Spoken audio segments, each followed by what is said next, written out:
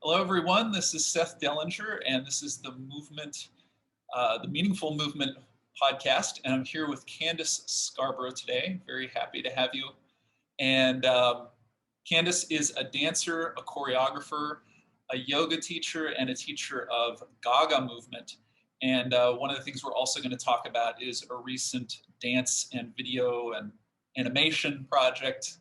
You can describe it maybe more specifically, but a project called Velvet Pony. And welcome. Thank you so much for having me. Yeah. And we were chatting a little bit before we hit record right now, but I wanted to surprise you with a question that I didn't check in with you about, but just in following some of what there is to see about you online, I also learned and then got to enjoy the music of your mother, Alton Scarborough. Oh my gosh. And so you grew up in the house of a gospel singer. Yes, she's a gospel singer now. She wasn't originally. Okay. She was the lead singer of a disco group. And she wasn't the only one. My dad was also a songwriter and producer, so I definitely had music in my life from the very beginning. Mm-hmm. Yeah, she's an incredible singer and performer and all the things. She's amazing. Yeah, great. And just looking at pictures on social media, but it seems like you're pretty good friends with your mom, and I imagine, and now you're telling me your dad was a musician too. This must have played a role growing up for you in terms of your orientation towards the arts and creativity. Yeah, they both were incredibly supportive of me being an artist. I think because for them kind of establishing themselves as artists back when they were, it was a little bit more of a struggle. And so they really watched me and saw what I was gravitating towards. And they were just like, we want to help you be the best at whatever you want to do. So I tried a lot of different things. I tried cello for a little bit, but dance was the thing that really stuck. And so once it became clear that it was really dance, they were both like, okay, do it. We'll help you. Which I know is not everyone's experience. So I'm incredibly blessed and grateful to have had that experience and their support. Mm-hmm. When you were getting interested and then getting more involved in dance, were there particular dance forms that you gravitated towards? Yeah, so I started pretty young. And I started off in ballet, which is definitely not a part of my practice now. But yeah, I wanted to be a ballerina. And I think like around age 12 or so, I discovered modern really for the first time. And I was like, oh no, this is actually what I want to do. And like ballet would not have worked out for me. So I'm glad I made that decision before that decision was made for me. Yeah, and then I kind of really went into modern, took a little break from dance when my dad passed, and then decided to kind of go back into it. And once I was going to college, I was like, dance is really what I want to do. So it was kind of modern from that point on, but started off in ballet. And it's still, even years now, it's still like very much in my body. As much as I'm trying to shed it, it's still there. Mm-hmm. Mm-hmm. Well, so, and of course, the way I know you is through your teaching of Gaga movement, which comes from, I hope I'm going to say it right, is it Ohad Naharin? Is that? Ohad Naharin, yeah. Ohad Naharin, the yeah. Israeli choreographer. I could also be saying it wrong. I'm probably saying it wrong too. Well, yeah. Who knows? We'll give ourselves a free pass for now, and people can correct us in the comments if necessary. But and I know that's like chronologically, like we just made a huge jump. But I had an amazing time in your classes, and maybe I'm just curious how you discovered Gaga and what effect that had in terms of your path. Yeah, so it's a bit of like a windy path with Gaga. But I first got exposed to it when I was at UCLA, my freshman year, and Batsheva actually came to UCLA and performed. And one of the company members taught a class, and I was like 18, never really done, well, learning to do improv for the first time. And I was like, oh, that's kind of weird and cool, I guess. Like, never done anything like that before, but I kind of liked it. Right. And then someone who was in the program with me at UCLA, she had been doing the Gaga intensives in Israel. I think she was like in the first group of people who, when they started doing the intensives. And so we were really craving movement during that time. And so she would kind of do like little Gaga classes for us. Just as like, let's move, this is what I learned in Israel. So let's like, I'm going to share what I learned. And, not for anyone else, but just for like a small group of friends. And I wanted to go to Israel. I decided not to, but like Gaga was kind of always there. And then years later, after I graduated and was kind of back and forth in between New York, I started taking Gaga classes in New York. And And just basically to whenever I could. Yeah. explain to people, Gaga, as I understand it, Naharin created it for his own dancers, for his companies originally, but it wasn't so much like, I think, a technique class as like really trying to, I don't know, get you to inhabit your body in a new way for the sake of then embodying maybe the choreography that he wanted to realize with people. Yeah, and to also have like, they can operate on a common language. And I think and this is just, my opinion of how I've observed, but I think it's like in the research of figuring out how he wanted to communicate with his dancers and how he wanted like everyone to communicate with each other is how the language of Gaga came to be. And yeah, originally it was just for the company. And then I believe that some people who were working in the administration of Batsheva were like, well, we want to take class too, but we feel a little bit scared about taking class with professional dancers. And then I think that's when he started doing the research for having Gaga for non-dancers as well. Mm-hmm. And I don't know like when along the process of Gaga that happened. But I know like at some point those two things were running together, like for dancers and then also for non-dancers. Right. Well, there's that movie, I think it's called Mr. Gaga. Mm-hmm. That's about him. But one thing that really comes through is as a choreographer, in some ways, he was incredibly demanding. But a lot of what he was so demanding about was just like that the dancer be like totally committed.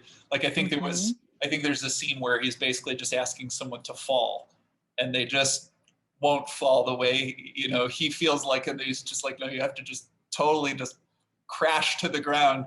And yet that's very different than like, okay, these are the steps and you must be precisely holding your leg out at this angle or whatever sort of technical things that a choreographer might really want from the dancers. So it was like, this is coming at the other side, it seems. Yeah, definitely. And so much of Gaga is also about letting go. And so like in that moment, it's like you have to truly let go, and that can be a really vulnerable place.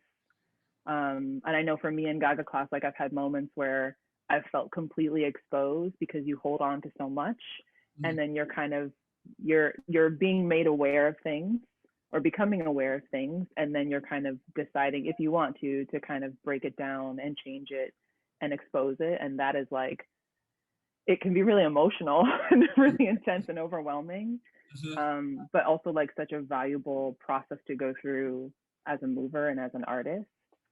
And like Gaga, when I take Gaga classes, I also feel safe enough to be able to do that. And I don't necessarily feel that in other spaces, but I do feel that like I can be open here. I can be vulnerable, and I can like go through my mess.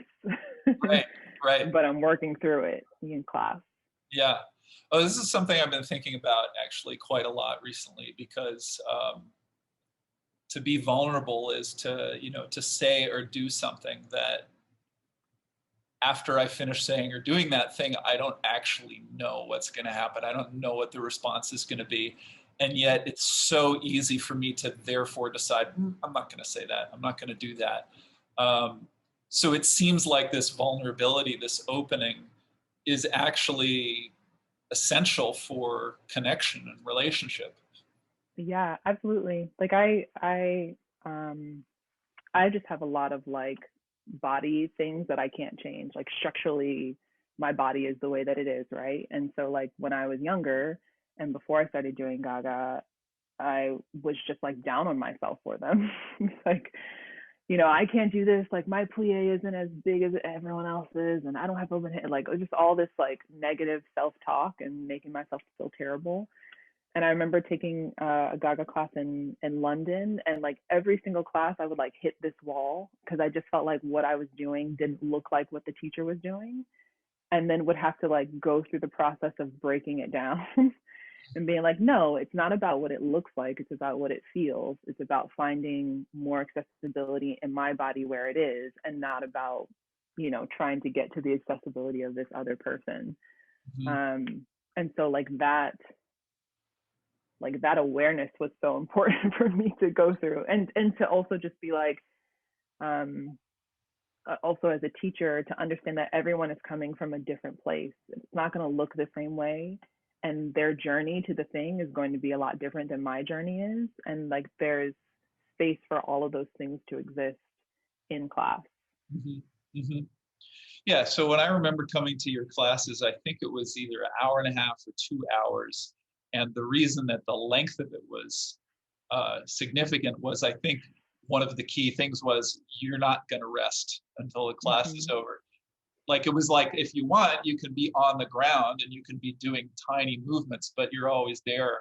Um, but if I remember correctly too, because you were just talking about the teacher and what the teacher looked like and what you thought the teacher is to some degree leading the the people in class, but it's not so much like do these steps, but it's like you're dancing with your students when you're teaching Gaga. Right. Is that We're right? dancing and we're guiding and we're also experiencing. So one of the things when I did the training is that like we have to fully experience the thing ourselves before we can be able to articulate it to other people.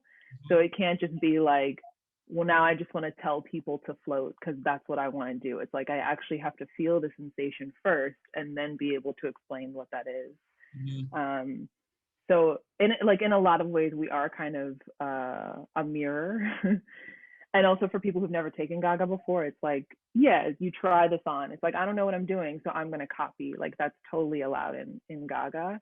But I think it's in the copying and in the like um, being truly in it, and like you were saying before, like really committing to the thing, people can then experience and commit to it themselves. And it's also, if my way of explaining it doesn't work, then there's another teacher who has a completely different approach, still within the language of Gaga, that people can connect to. And that's also the beauty, is that there's so much variety within the language, Mm-hmm. and there are lots of ways in. Mm-hmm. I mean, one of the things that probably drew me to Gaga at first, I mean, I don't know, maybe I saw the Betsheva in a video someone sent or something, but being that I'm involved with the Feldenkrais method, then I quickly heard, oh, Naharin's, I think it was his mother was a practitioner or something I like think this. so. Yeah. So, it's just kind of what I'm bound to do when I go discover another movement form. I kind of compare it, to the thing I do, and there were plenty of things that I could, relate. I think a big one would be this sort of idea that we have a map of our body that we carry internally, and Feldenkrais would call the self-image. But often we don't really have a complete map. Um, and I remember you kind of helping me with the map of my body in class in a certain way.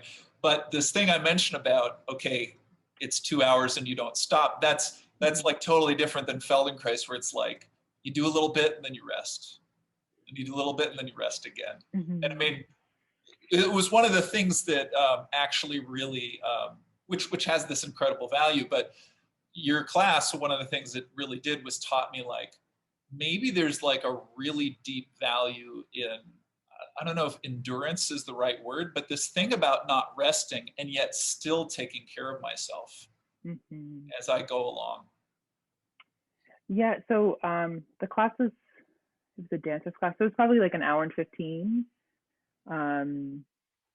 But yeah, there's also something about like when we kind of reach these levels in class, right? So like we can still move and rest in ways. So we're not going like 100% go, go, go, go, go, go, go. Of course, like the endurance is really important.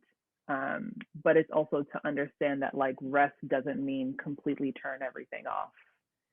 It's Right. like you can still be alive, you can still be aware, you can still be available, and be at like 10 or 20%. And that also takes time to build up. Like when I haven't been doing Gaga for a while, or like when I go back to Israel and I take class, like I'm dying, but in a good way, in a good way. But it's like, woo! Right. Well, I remember one thing in the class I went to. You said, okay, you know, raise your arms up into the air, and then I was like, okay, I can do that. But I did have a kind of an old story about my right shoulder, a whole thing. And at a certain point, you're like, you're going to keep your arms up there.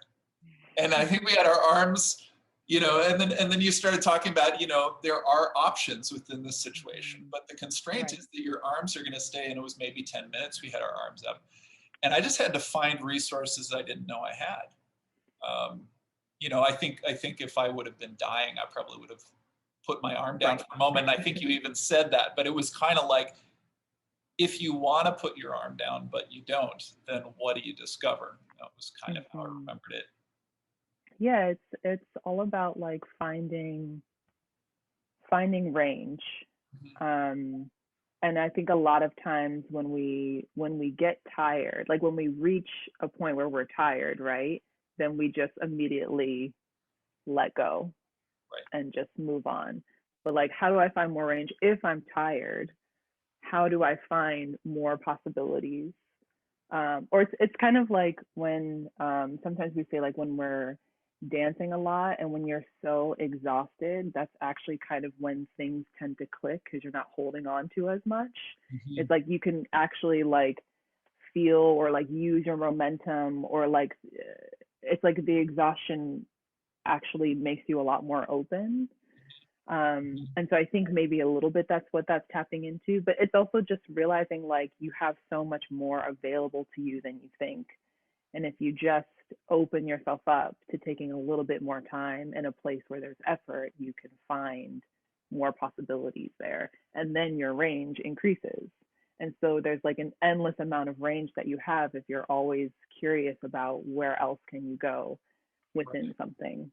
Right. So in terms of like, if I wanted to draw parallels with Feldenkrais, that curiosity and just being willing to search and use the attention in a way that you might not normally do, you can discover things. And it's not just about like muscular endurance or keep pushing, keep going or something like that. Yeah, exactly. And that was actually, aside from like the physical benefits of Gaga, I think like artistically, that is actually the thing that has connected me the most to it. Because just very naturally for me, I'm like, what's the step? Here's the step. Here's the counts. Okay, got it.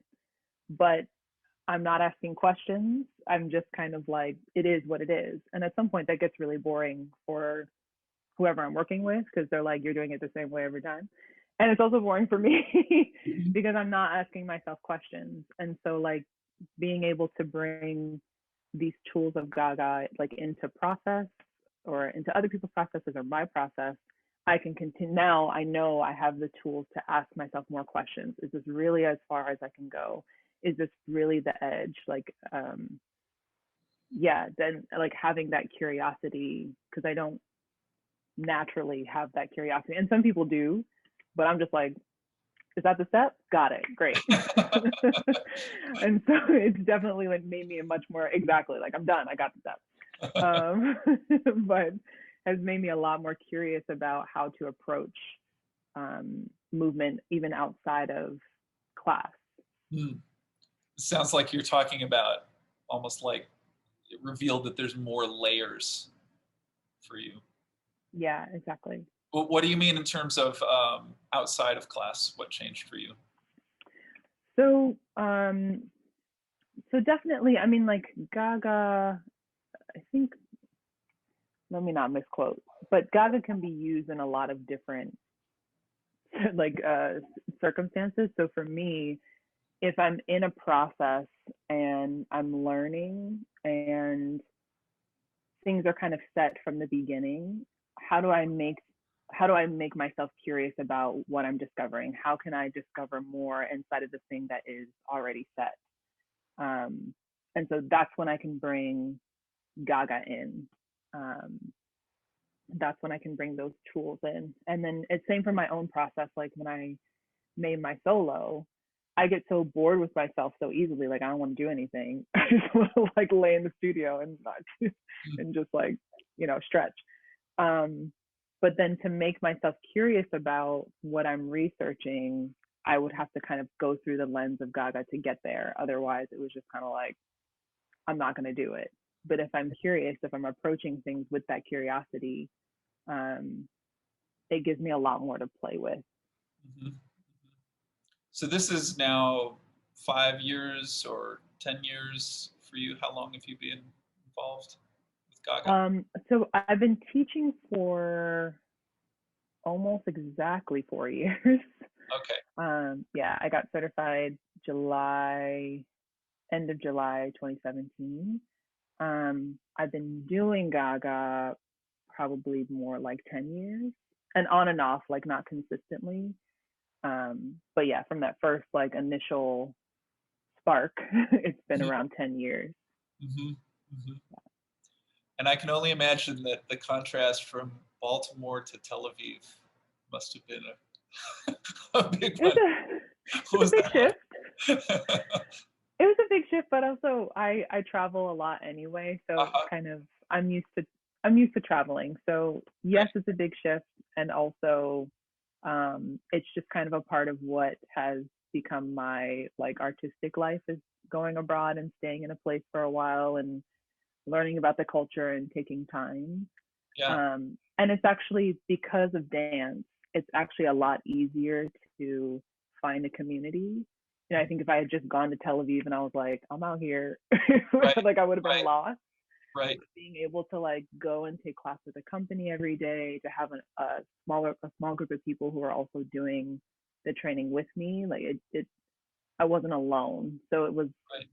Right. of course, like a different culture. So you're kind of learning how to navigate being in a different place, but it actually felt a lot more supportive because I was able to like immediately enter into a dance community. Mm-hmm. Yeah. Yeah, that's great. I mean, I think I've seen just on your social media pictures from Puerto Rico, and I think somewhat recently you're in Bristol in the UK. Mm-hmm. You were in the water Yeah. doing something. Yeah. Someone reached out to me just to like, I was there for a month doing some research for the solo that I made about like a month or two after I got back.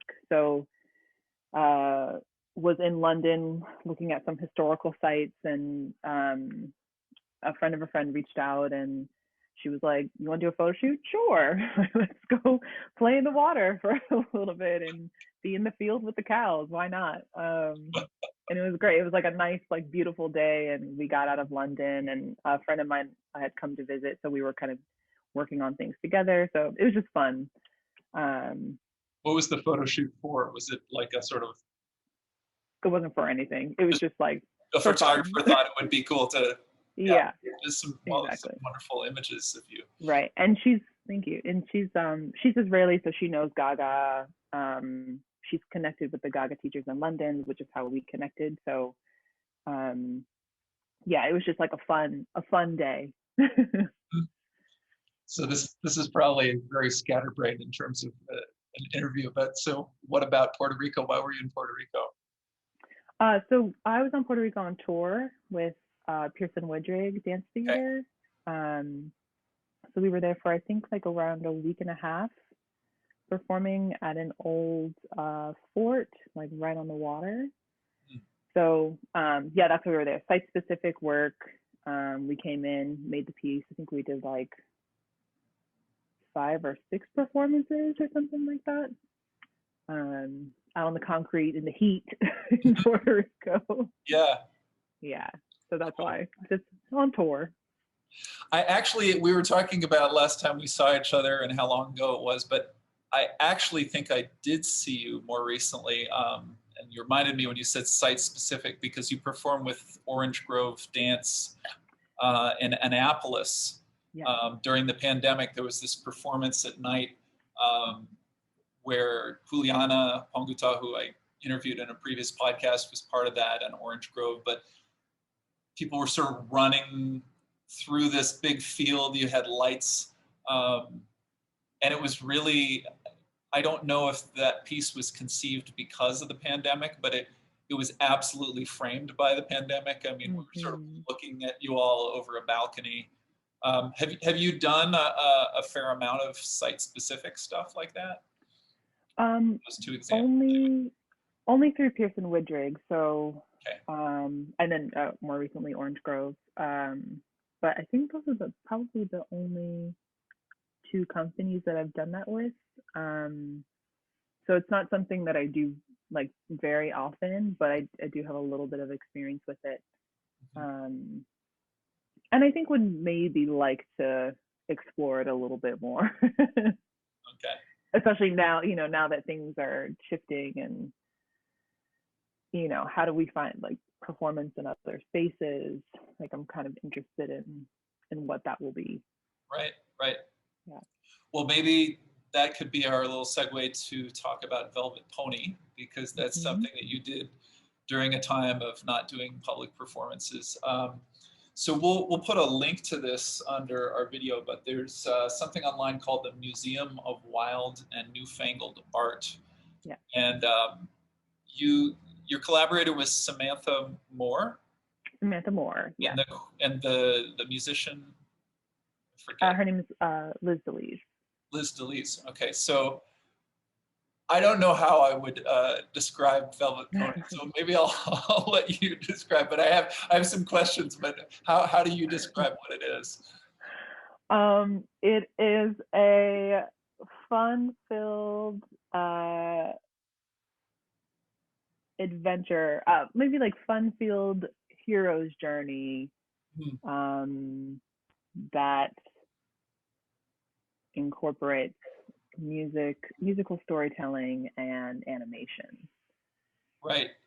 So you and Samantha, in the very first time you appear, you're actually animated, and then you sort of appear as, oh, there's 2 people there, but you're sitting under an animated tree.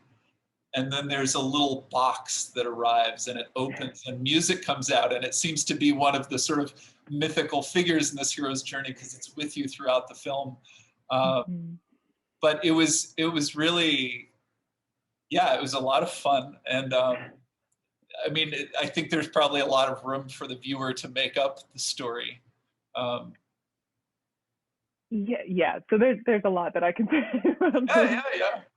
about this piece, but even before the pandemic hit, Samantha and I really wanted to create something, first of all, that we just enjoyed performing. Like, what's going to make us have fun and laugh, and hopefully that will make other people have fun and laugh. And just feeling like people, the world needs some joy and happiness. And also, how can we still craft the work in a really intelligent way, and in a really thoughtful way? And then, of course, pandemic hits and we can't do the live version. So how do we make it a film? How do we bring in all of these elements that we were inspired by? So we were really inspired by cartoons, like specifically Adventure Time, and I also love Steven Universe. and Avatar: The Last Airbender. So like these kind of animated shows that have a lot of world building at the base of it, and the kind of like how music is woven in. Mm-hmm. So we were like, well, if we're gonna make a film, we might as well put some animation in it and actually use this medium. You know, is it even possible? We didn't know, but we were like, let's try and bring these things in, these elements that we were inspired by and wanted to kind of pay homage to in the live version. Let's actually bring them in and see what happens. Mm-hmm. And at the same time, just trying to be as like genuinely silly as possible, and hoping that people would go along the ride with us. Right. Well, so for like one of the things that happens at the beginning is the box opens and there's this sound that's like bloop, bloop, bloop, bloop, bloop. But then Samantha's going, she's sort of puffing her cheeks, and then you like clear your throat, and then suddenly you clear your throat like 4 times, but it repeats more like a hip hop loop or something. It becomes, it's a kind of mechanical rhythm, and there you are as an actual, you know, living, breathing human being, but still in the animated background. But then your movement becomes mechanical because just the use of the video technology. So you guys played with this sort of like natural flowing movement of just like if we're watching people on a video with this sort of stop time action, and then there's these comical close-ups of your face where you know kind of make this exaggerated surprise or excitement, these facial expressions. But then there's some moments where, you know, because the music of course changes quite a bit, and then there's moments where it's less silly. It actually becomes, you're sort of surprised to be thrown into these kind of deeper, more meditative places in parts of the film too. Yeah, we so first of all, like just want to give huge credit to Liz DeLees because she's like incredible. And we did have a few opportunities to work like in person together before the pandemic hit. But like just everything that she made for the work just felt completely spot on. And you know, we would tell her like completely like crazy things like, can you make a track of us doing all of these crazy sounds? And then she would just do it, and we'd be like, that's amazing. That's incredible. Like, so all of the like cough and those are all things that we like recorded on our phones, and then she put together. And the whole like beginning intro was just like a huge mix of all of these things that we were playing with, and she made into this really beautiful song. I think probably the moment that you're talking about is where we're kind of like by a fire and the music gets a little softer. And so we call that the dual section. And that section was actually created when we did our performance at Judson. And it was something where it's like, yes, like we kind of start off doing this kind of dual thing, but also we're there to support each other. And when we did it in person, obviously we were allowed to kind of lean on each other and partner. And in the film, we can't do that. So there's also this kind of like, we are together and yet we can't be together. I feel like maybe that section you feel a lot. Just like us wanting to be able to touch and feel each other and not being able to do that. And like as I mentioned before, we filmed separately on different days. Samantha lives in LA and I live in Baltimore. So, you know, just even like trying to get everything together. So like along with the silliness, there's also like the sadness of making a piece that is about us being together and we can't be together. Yeah, just now in speaking, you put your hand on your heart like 4 or 5 times. You just get back to that. Yeah, it was kind of for me at least, it was like heartbreaking that we couldn't dance together. And we had made this piece, we had gotten this grant, we were so excited about it, excited to like we had kind of worked on it before, and we were self-producing, and then it was like however it comes up again, and we had gotten a grant and it was like, okay, we can do this thing, like so excited, and then just not to not be able to experience that physically together was a lot. Um, and so like hoping that the in-person version will happen at some point. But I am glad that we were able to I think we were able to do a lot with what we had and kind of not knowing what we were doing, having never made a film before. But yeah, there's definitely still like some sadness around like what we wanted it to be, what we intended it to be, but happy with how it came to be in this version. Like it would have never, none of this would have happened if we had been able to do it the way that we thought, and it opened up a lot more possibilities in a lot of ways. Right. Yeah. Well, I mean, I think there's something particularly poignant about a lot of the art that was created over the last year and a half that, I mean, probably all kinds of projects were in motion before we had a pandemic, but and I talked to Juliana about this a little bit, but especially for dancers whose medium is to be, on a stage and with an audience, it must have been a really uncertain time or difficult time for you. I mean, not that it wasn't for everyone in all kinds of ways, but yeah, I imagine that there was some real satisfaction in still being able to create an artistic work during this. Yeah, I mean, we really didn't, especially at the beginning of the pandemic, we really didn't know what was going to happen. I think we just like nobody knew what was going to happen. Everything felt uncertain, and there were a good amount of months where it was like, can we even do anything anymore? Like, are we going to be able to be in spaces together? And this just in general, like, are we always going to be on Zoom? Is this just our lives now? Right. And we did kind of wait. We were still hoping that we could make the in-person work, and it was just like it just wasn't safe. It didn't make sense to try and float it. But it was I don't know, the pandemic was really is because we're still in it, but yeah. it, I think for a lot of us it was like it made us shift a lot about how we thought about making our work, what was possible. I think like we're learning so much about ourselves and how we can adapt and shift when when something is completely cut off. Okay, well, I'm gonna do this other thing and see how it goes. How can I make it work? And we didn't stop. We continued on. And you're talking about not just you and Samantha, but just the dance community more generally. Yeah, I mean, I think like very soon after studios closed, it was like, all right, online class. People rallied so quickly to try and make things semi-normal. I mean, taking class online isn't normal, but I think we all just tried to figure out how we could make what we do still work in a really, really different world.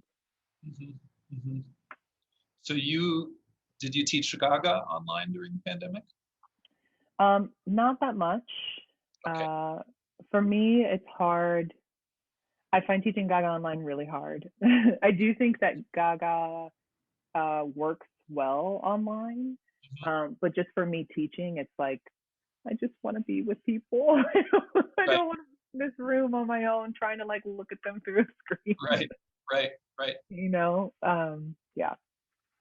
You are also teaching yoga though these days, and I think I saw you are teaching yoga online. Is that right?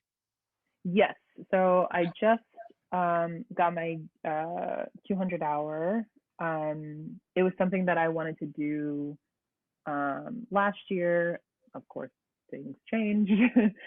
So kind of decided to do it for myself this year. And I am teaching twice a week on Zoom, like nothing crazy, but just to be able to connect with some people in a different way.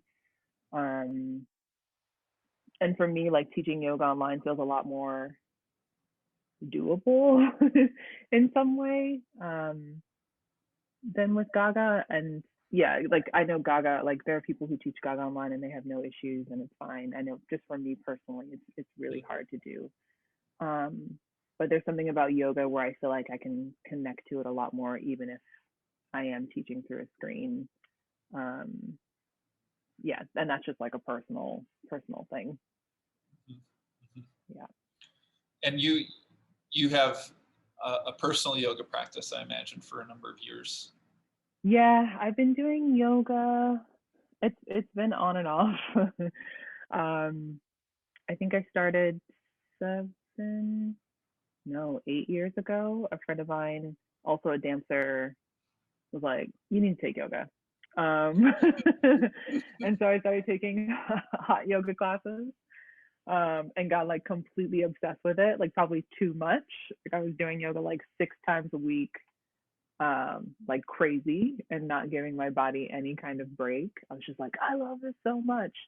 But I was feeling so strong and a lot more flexible, and just kind of like the physical benefits of it for me were like, okay, this is obviously what I need to be doing. Um, and yeah, it's been on and off, but I think in the pandemic, like establishing a home practice has been the most like valuable thing for me. Um, it was so hard for me to practice at home before the pandemic. Like I would have to go take a yoga class with other people. No way I was gonna do it at home. Like it's not gonna happen. Um, yeah, and then it was like I have no choice but to do this at home. And there's something about like it gives me a lot of consistency that I don't normally feel in my life. I'm a pretty like moving around person, and kind of having like self discipline and consistency is really hard for me, and yoga has been able to like offer me that during this time. It's been such a huge gift. Like I'm so glad that I have that as like an anchor. When you say you're a moving around kind of person, then I can see how that fits with the Gaga, because there's this kind of perpetual motion. But Mm-hmm. so if I heard you right, there's something also just about the almost having no choice but to change gears with the situation over the last year, that yoga helped you to do that, Yeah, right? definitely. And it became less about, because like at first yoga for me was really about like it was about the physical. Um, it was about the benefits, and like yes, it is that still now. Like my body just feels better when I'm doing yoga consistently, and I know that. But it's about like making myself, like being like holding myself accountable for showing up to something. Otherwise, I'll just be like all over the place. But it's like I know that I can come to my mat and do this thing and like dedicate myself to this thing. Um, is what yoga has become for me as I've continued to practice. Mhm, mhm. So at this point, um, you have been involved as a dancer for a number of years, and then these two practices of Gaga and yoga, which are in the ways we were talking about, have a very kind of different energy. Um, how do you kind of put it all together for yourself? I don't know. Good answer. Okay. I really have no idea. Uh-huh, uh-huh, I just, I don't know. I just kind of like I just go where things take me, and I'm like, I'll uh-huh, make it work. uh-huh, Um, uh-huh, yeah, I really have no idea. Like I have no idea. uh-huh. Which is it's a terrible answer. I'm so sorry. Well, no, I But think like, it's an honest answer, and I mean the reason I asked the question is because it's I tend to ask some version of this question to a lot of the people who've been guests on the podcast, but we live in this world of almost infinite choice at this point. I don't mean infinite choice like we can do whatever we want. It's more like how that can become overwhelming, right? Because it's exciting. I mean, for me to go to your Gaga class was like, oh wow, here's like an entire new movement practice that's really compelling, and yet I have a movement practice already of another kind. Like, I don't know if I'd love to go to Israel, but wait a minute, I can't just go to Israel right now. Like, but we live in a world where because of the internet, because of all kinds of reasons, there's this kind of intermixing, and yet I think it can be wonderful to have all this choice, but it can be perplexing in terms of like, well, how do I pick and choose? How do I chart a path? Mm-hmm. Oh yeah, so even though I'm like, I don't know, I do feel like I have a kind of clear sense of what I'm interested in and what I'm not interested in. And so when I do something, I really try, and this is something I'm trying to get better at as I get older, but it's like, how do I really honor, like, this is something that I actually want to do. And if it's not going to serve me in a way that's useful, then I'm gonna say no. I think in the beginning, I was just happy. I was like, anybody want to work with me? Great, yes. Like, and I think now it's it's yes, but only if it's something that I truly connect to. Um, and that's kind of how I'm navigating it now. And sometimes like the yes means that I'm doing a lot of different things, but it's generally things that I know that I really want to do. Um, and so that makes it a lot easier instead of kind of just saying yes to everything. But now I'm like overwhelmed and stressed and, you know, don't know where I'm going with it. It's more like it's a curated yes. Yeah, yeah, yeah. So you said you know what you're interested in, what you're not interested. What are you not interested in right now? What am I not interested in? I That's a mean, really what good are the things that come up and you're like, I don't think so. How do you know? question. I guess it's just really a feeling. I can't really put my like finger on it specifically, but it's kind of like if it just doesn't, it's more like if it doesn't feel right. If it's like I'm not really interested in this, and I can't say specifically like what that Sure. what that is, or I can't really remember, but it's like if something comes my way and I'm like, you know what, this is not really what I want to do right now. Sounds cool. I'm not the person for it. Right. Right. um yeah, but I can't really put my finger on like what that is Right. specifically. It's just more of a feeling. Right. Well, what you Yeah. said a couple minutes back about like, um, there's a stage, and I think most people who teach movement in some form, if they were Mm-hmm. listening, they would recognize that there is that moment where you're just happy that people want to work with you, and it's like, okay, great, Yeah. because I think if we go into movement as kind of a life path, like, okay, we're already sold on the importance of what movement, but we Mm-hmm. live in a culture where what you and I are doing right now is like what most people are doing for most of the day is sort of sitting, or even more physical occupations that people would have. They tend to have a sort of a repetitive nature to it. There's just a whole aspect of life experience that comes with really listening into the quality of movement, Mm-hmm. um, that really I think is of value to any person, whether or not they're a dancer or an acrobat or martial artist or something that's so obviously movement.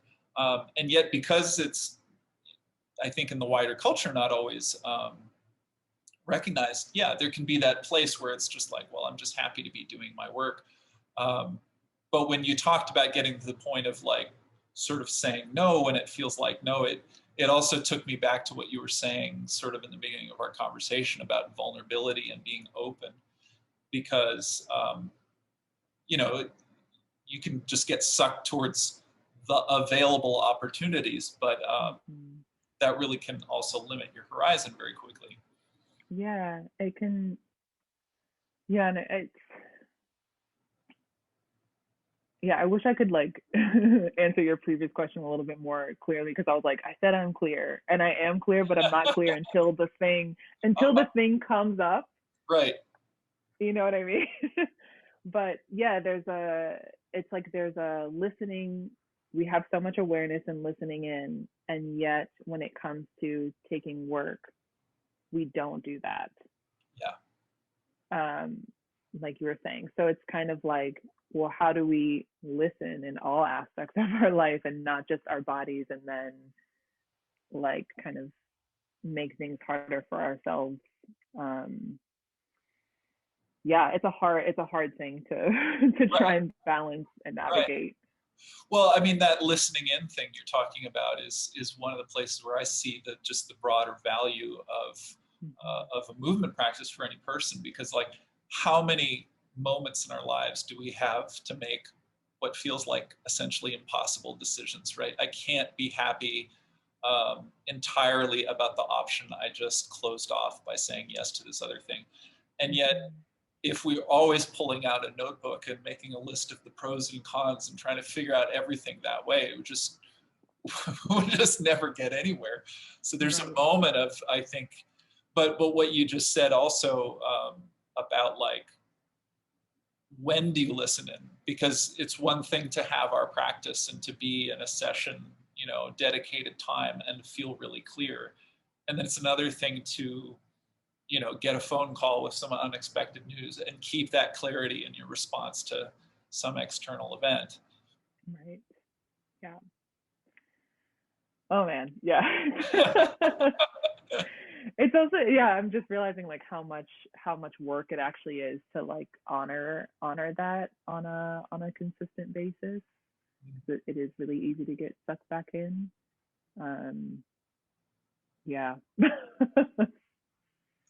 Well, what are some of the things that you've found that help you to do that, that do help you to make that sort of translation from the practice into the rest of life? Hmm. I think first of all, I give myself time, because one thing that I notice about things is when I get something, I want to respond right away to it. Um, and so like actually giving myself time to listen is really important, to not be like, to not feel like I have to, and obviously like people want a response in a timely timely manner, but to really give myself time to like take in the information. What this, like, where am I now? What does this mean for me with where I am now or what I have going on? Does it make sense? Does it not make sense? Does it even align with what I want to do right now? Um, and giving myself time for that, because usually when I get tripped up is when I feel like I have to make a response right away, and then I say yes to something without really thinking it over and thinking about what that means or what that commitment means, or you know, yeah. So it's, yeah, giving myself time to like Mhm. sit in it, take it in. Okay. Yeah, yeah, and that's can we say that's easier for you thanks to your practice? I think so. Yeah. Yeah, I think, yeah, definitely. Yes, I was trying to. I was like mulling that I was over. just giving time, right? Thank you. Yes, yes, definitely. Yeah. Cool. Well, so earlier you mentioned a few times a solo work, but do you Mhm. want to say more about it? What was that? Yeah. So I started working on it originally for like a very small kind of like work in progress version of it for festivals back in May of 2019. And I'm a big history nerd. I really love Tudor history, and I'm What especially kind of history? Sorry, Tudor history. So Henry VIII, like tutoring? lives. Yeah, Okay. yeah. Yeah, yeah. And so particularly the kind of like rise and fall of Anne Boleyn, Mm. which was like a very interesting time that caused a lot of big shifts in England and the world. Mm. And I kind of heard this song that was attributed to her writing before she was executed, and it was like beautiful and heartbreaking. And I was like, I gotta make something to this. Mm. Um, and so it kind of started off as that. And then I kind of realized I need to do a little bit more research on that time of her life and what this song means. So the solo eventually became this kind of exploration of when you're broken, but you have to put up a facade of dignity and elegance. Where do the cracks show up? And yeah, just kind of physically working with this thing of like ballet, which I have like a complicated relationship with in my body. But also like Gaga allowing me to break through from those habits that were established really young as a child. So it's like the kind of thing with Anne Boleyn, but also physically what I'm breaking through. And still feeling like I have to keep it together all the time. And when am I ever allowed to like lash out? When am I ever allowed to just like be? And imagining how scary that time must have been. Yeah, there's like there's a lot in there, but that's kind of how the solo I sometimes started. wonder if dancers have like ballet recovery groups, because it's such a common story, right? I mean, it's like a language, you know, that everyone, it seemed, not everyone, but it's such a common language that dancers learn, but it's so also so common to hear, you know, and you're talking about Tudor England, I think of, you know, women, maybe Anne Boleyn had to wear corsets or something, like this sort of fitting yourself into a certain mold, which has a presentational, you know, currency or value in the society, and yet it's with essentially like, I don't want to say total disregard for the body of the person. I remember a colleague of mine who had a ballet background, and someone was saying something about, well, that's just not good for your body, and she was like, no, actually, ballet is like really high level human movement, but you have to really know what you're doing, but it's not necessarily like inherently bad for you. And yet if you don't have enough, you know, to go on, and you're just trying to force yourself into the ballet steps, I can see how that becomes problematic. Again, anyway, it's just, it feels like there's so many dancers I've heard this from. Yeah, I mean, and I also like, ballet gave me a very solid foundation to be able to enter into Western dance, right? So like, I am grateful for that. Like I didn't have to fight as hard because I knew like the kind of technique, the foundation of what I have in my body is ballet. And so being in Western dance, you know, it kind of, it works. But there is definitely there's like these habits are built from such a young, like I started doing ballet when I was, I think, 3 or 4. Oh, And wow. so Okay. these things are so ingrained in our bodies. And it takes, and not to like bring Gaga back in, but like it takes that like, whoa, these are my habits that have been here for years and years and years. And how do I start to change them? And so for me, a lot of that is ballet. I can still like, I don't do ballet on a regular basis, but when I do, um, I usually do kind of like a beginner class, and that feels like manageable to me. I think if I was doing anything else, I would just feel horrible about myself. I'm not able to like, I'm not in a place where I can feel good about taking an advanced level ballet class yet. Yeah.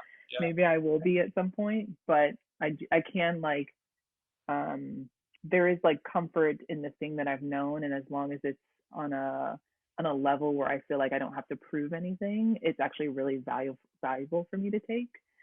And at the same time, like it's not something that I choose to take on a regular basis. So, Yeah. There's such an interesting relationship always between what's familiar and unfamiliar, what's comfortable and uncomfortable, because it really often, it's the thing that's the most familiar that's doing us sort of the most damage, and yet to step outside of what's familiar feels like so uncomfortable. In any case, I can completely understand using ballet to sort of represent this connection you're feeling with Anne Boleyn and her story. Is that the connection more broadly to your interest in Tudor history, or is that just where did that interest come from? I don't know. Okay. I mean, it's probably like the interest in Tudor history, like no lie, and this is kind of shameful to admit, but probably came from this show called The Tudors that I think came on Stars, like back when I was in high school. Uh-huh. Um, and I loved it. I was like obsessed. Um, but I think more recently, as I've kind of um, become more like focused on the Tudor period, it's really like the shift that was made, you know, like, and I don't want to get into too much about like explaining the history of it because like people will fall asleep. But if you're like not interested in Tudor history, it's like, okay, stop talking about this. But it's like the huge shift that happened because Henry VIII wanted an heir and, you know, basically declared himself head of the church, divorced his wife, married someone else. They were married 3 years, I think. She didn't give him a son, and then he executed her. And because of this whole thing that happened, of him just trying to have an heir, there was a huge like religious shift, political shift that was happening, like just all of these repercussions because of this thing. And maybe that's like oversimplifying it, but I find that period of time really, really fascinating. Um, just the kind of like what was done before, and then this big thing happens, and then what comes after. And you know, like we look at history, hindsight is 2020, so you can see these things like making their way. But in the moment, just the kind of like tumultuousness of living during that time, declaring your allegiances to people, and then you know it's a big gamble. Right. Do I survive or not? Well, I think you could say we live in a tumultuous time now where sometimes it's Yeah. a little dicey to say who your allegiances are to people. Um, and I mean, I Absolutely. would, there's people who, like, I also remember being in college and sort of being the person falling asleep in some of my history classes. But if you're the person like you who's awake, I would imagine it's this. It's you're making some kind of connection to the present moment. Um, Right. I mean, that show that you talked about, I didn't see Tutors, but just thinking about your, and I want to come back to your solo, but it strikes me in that show or in your solo, there's also this incredible act of imagination that has to happen to transport yourself.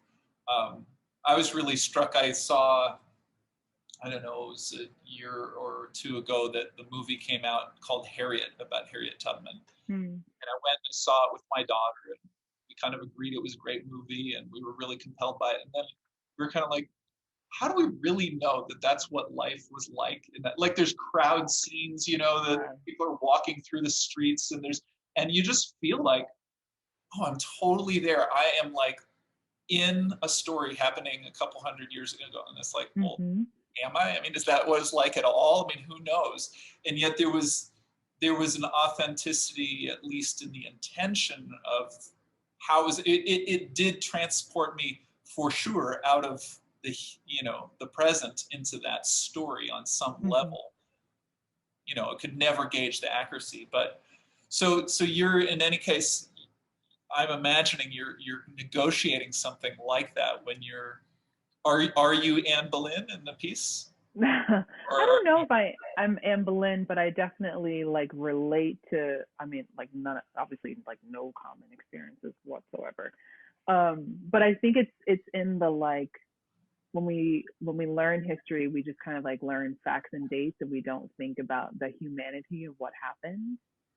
And that's what I find really interesting. So like to kind of think about a woman who, like, her wit, her intelligence, her outspokenness are all the things that made her attractive, right?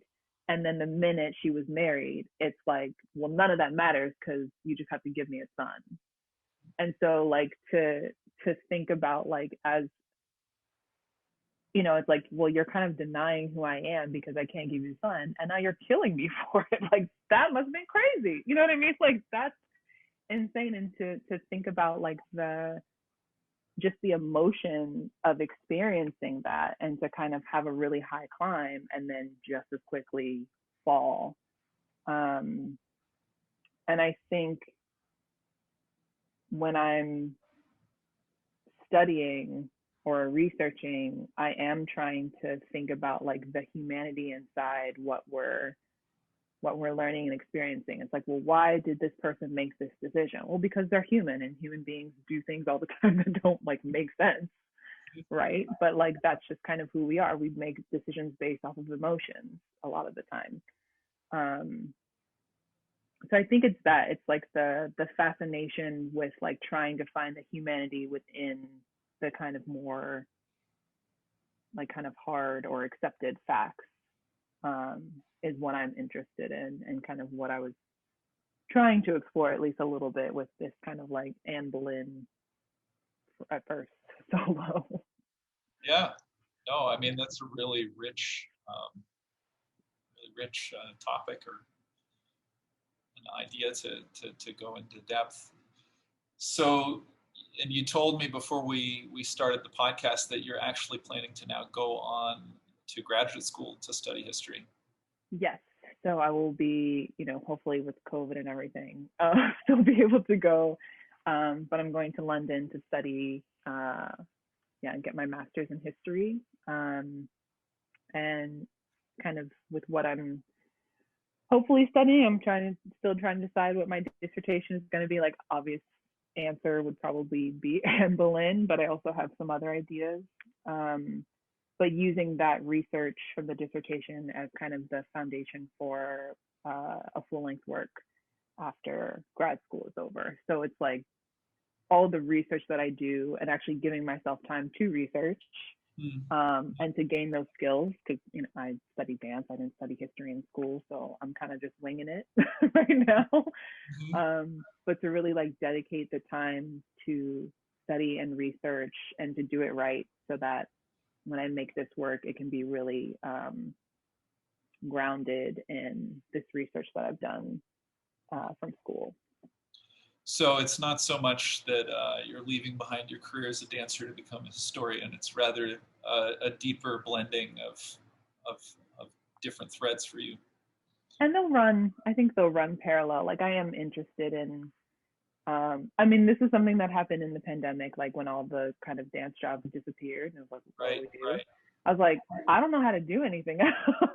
Like, this is something I've been, doing my entire adult life.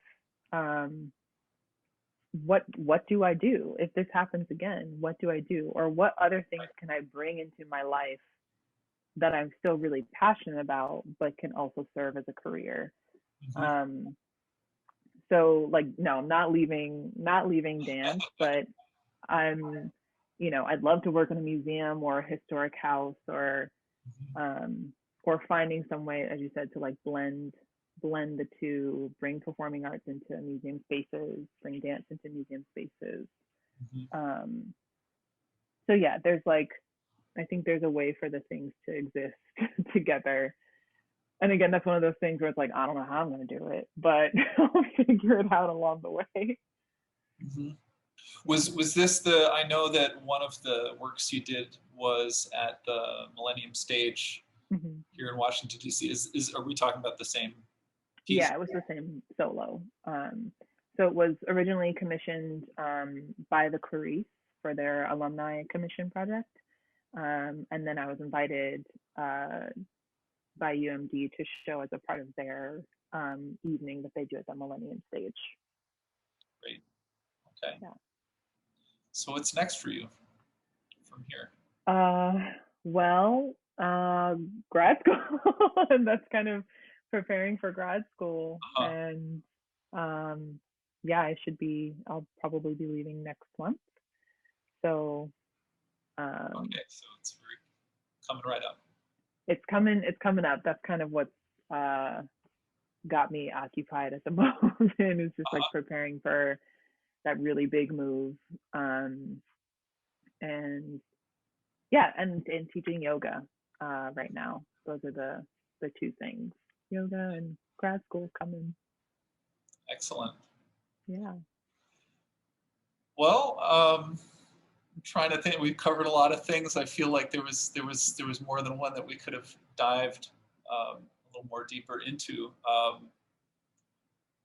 I guess I just kind of want to come back one more time to maybe to ask you in a more general way, because you're a teacher, as well as moving for your own practice. I mean, what do you think of in terms of, just for anyone who's kind of trying to weave their stories in the way that you've been talking about? What are some of the things that you think are important in putting together a practice that can sustain itself over time?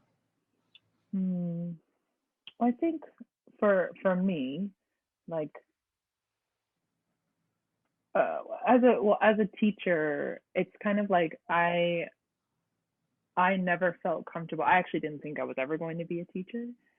And so it wasn't until I found the things that really worked for me that I was like, I want to teach this thing. I want people to also experience.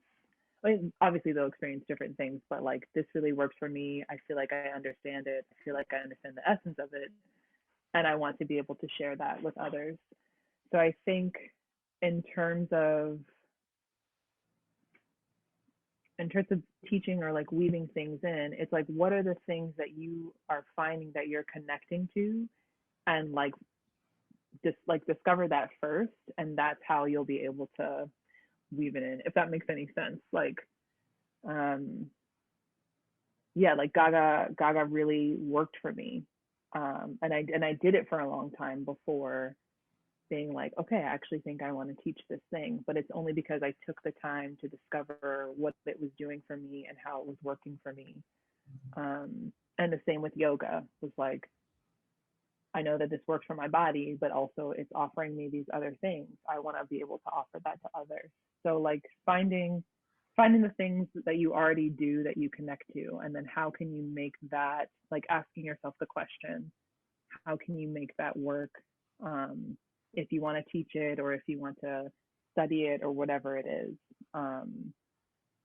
Yeah, I never thought that I would be getting my master's in history, but I was like, I really love history, so like how can I actually make this a thing? But it was just excavating like what I was already interested in, and just kind of like realizing how I could make it work in a different way, if that makes sense. Yeah. No, I'm really appreciating the sort of twists and turns in the story, because, this might be a little simplistic, but I think what can happen for a lot of people, when they begin to study a particular form of movement, or, if they're just, I guess I'll go to yoga class now. That seems to be the thing to do. But it's very easy to get in the framework of, am I doing it right? Or, what's the next level after level one, level two? Where am I going with this? And, it's just kind of a classic thing. You said something earlier about, like what the teacher's doing versus what I'm doing. It's very easy for almost anyone to find themselves in that predicament. But a lot of people really get stuck right there, and don't move on, or maybe move sideways sometimes to move forward. Right. Yeah, exactly. Yeah, it's a constant um asking questions, I think, and that's what creates the kind of like twist and turn, just Mhm. being like, okay, is this the thing really? Is this the thing anymore? Maybe this was the thing, a few years ago, but is this still what I'm wanting? Like a lot of things have shifted, and like being open to the past changing as you go along has been like a big thing for me. I thought, I was gonna be in a big company, and I knew what company I wanted to be in and all this stuff, and that hasn't happened, but so many other things have along the way, and it's been a really rich and valuable experience. So, Mhm. it's, yeah, like you said, it's easy to get kind of stuck in what you want and what you think that you want and all these things, but it's also, um, really valuable to kind of open up more to the path and the journey and Hmm. see where that takes you. Hmm. So when you kind of said, I know, I think I'm gonna really take some time and do this program and go deeper into the history, Hmm. like what did that open for you? Like if you're looking ahead 5 or 10 years, um, with a sense of having more training in terms of looking at previous periods of time. I don't know if you're going to always stick with Tudor England, or if you're just more generally interested. But um, what does that help you do in terms of where you're headed? And I think eventually I'm interested in curation. And so whether that's through dance or through like a museum, that's ultimately where I see things going. At some point I'm not going to be dancing anymore. That's just kind of the reality, or like not performing anymore, I should say. Um, so I think, um, yeah, I think the interest in history will go towards curation, um, and working in those kind of like public history spaces is what I'm really interested in. But also, it could also be curation for a theater or Right. something like that. But I kind of see it weaving in that way. And yeah, I still don't know. Like, I'm just kind of like I'm surprised I even got into. I'm surprised I got into grad school. I'm surprised a lot of things. So it's been more like taking each thing as it comes and being like, oh, I actually got in. Oh, I'm actually gonna do this. Oh, okay. So like, I don't know like what it's going to bring after grad school is over. But it is kind of going in the direction of curation. Uh-huh. And Yeah. when you say that, I'm now remembering that in your biography, you actually have done some curating Yeah, already. I did a couple of guest curating for Dance Place during the pandemic. So I have a little bit of experience, but would also Mhm. like something a lot more stable. Mhm. Not just like guest curator, but being able to actually work for a place Right, and take the right. time. And, yeah.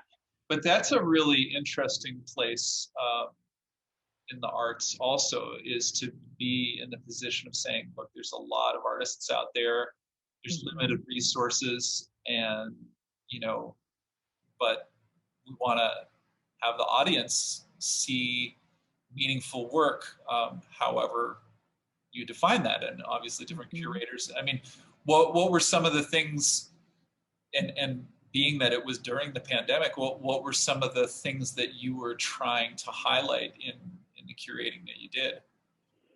So for the first curation, it was um, I was asked to be a part of the curation process with Britta Peterson, who's the artist in residence at Dance Place right now. And we were really looking along her guidelines of uh, exquisite. So it's called exquisite frame. So um, with these kind of short films, how do you make the kind of ordinary extraordinary, right? So like, how are you using this medium, this platform, this like very short amount of time to create something that is exquisite and that's exciting?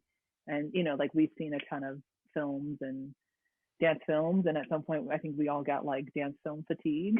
So like, how do we were looking at what people are doing to kind of shift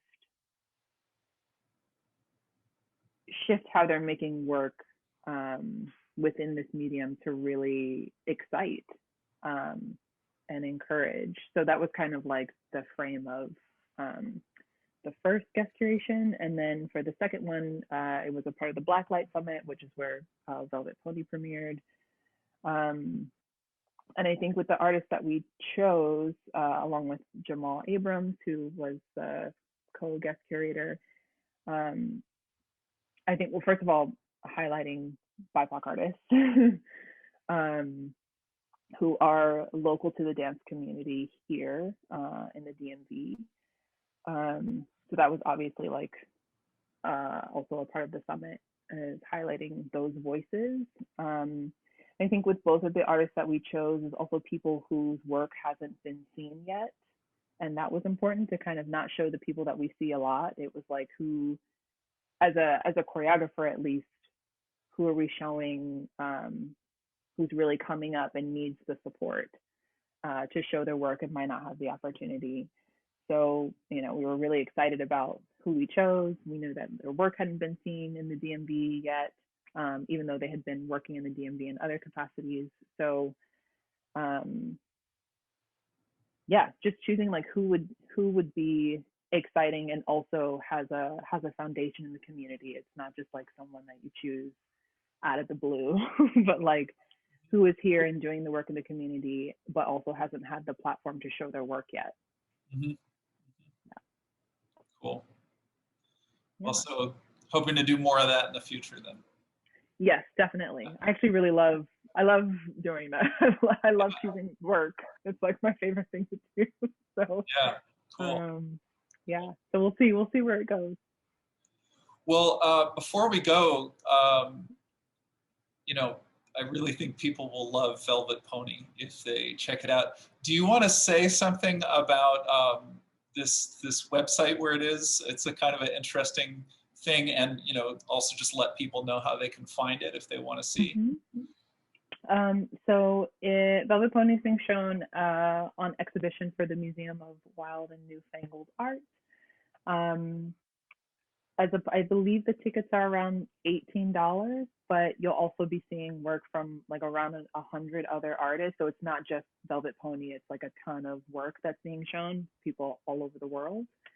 And it's kind of the same, not the same, but I think like work that is doing something fun and different and changing the way that we're looking at the way that film is being used for performance art.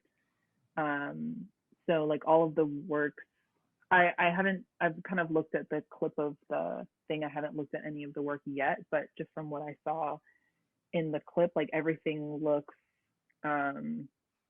super interesting in a way that I haven't seen before, and that's really exciting. So if you want to see Velvet Pony, but they also want to see some kind of exciting new work where people are kind of pushing the boundaries on what film can be, they can head over to mona.org and check out the tickets there. And I think you can become a member and all those things. But so they'll not only be able to see Velvet Pony, but there's all of this different film that someone can check out. Exactly.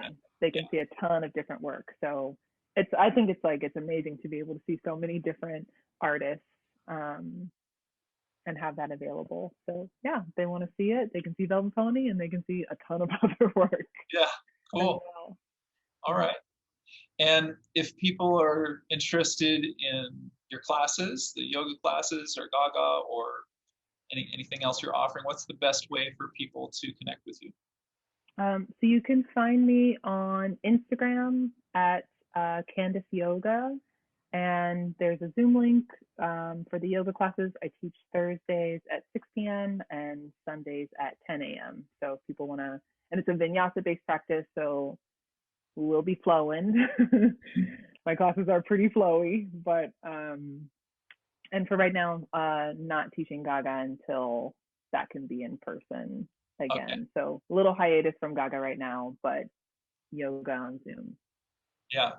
Well, the place that I took that class with you on 14th Street, DC, the Contact Improvisation Jam has happened there a couple times now. So, I mean, yeah, it is weird, right? It is, we're still in this kind of in-between place with everything, but maybe it won't be too long.